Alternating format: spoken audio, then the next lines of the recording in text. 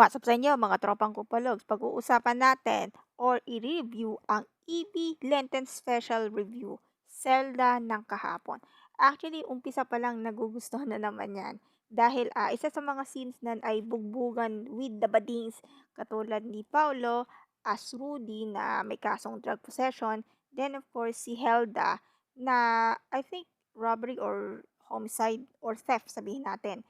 Kasi, dahil lagi daw itong si ano, si Helda or Alan Kay sa ano, as role, ah, medyo medyo maritesan 'to, eh. Kasama yung dalawang bading na nanalo din sa Bortas 5 and kasali din 'yan sa Lenten Special. Ngayon, itong si Paolo medyo galit kaya umatake siya hanggang siya ay nabigyan ng community service itong dalawang 'to. Then after that, pag-uwi sa selda, mayroon daw nakalagay ng ano, na basura sa kanyang hinigaan. Tapos ito nga, binugbog na naman.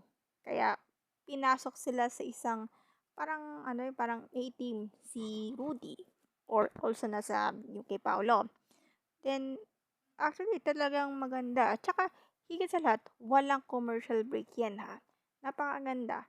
Pero ang nakakatuwa diyan si Wally, si ano ba 'yun, yung isa din yung ang kaso dun is ano I think robbery, 'di ba? Kaya minsan, hinahanap niya yung anak niya, pagpasok niyan isa pang inmates 'yun, sabay binugbog akala niya anak niya 'yun. Yung pala after 1 year or more than hindi pa parang pumasok yung anak na lumaki na siya. And siyempre, magandang aral.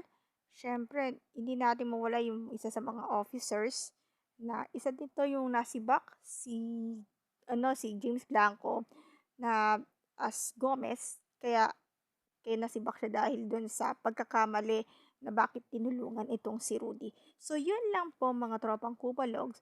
At meron pa tayo tomorrow dahil sa isang EB Lenten Special Review. Yun lang po mga tropang Kupalogs.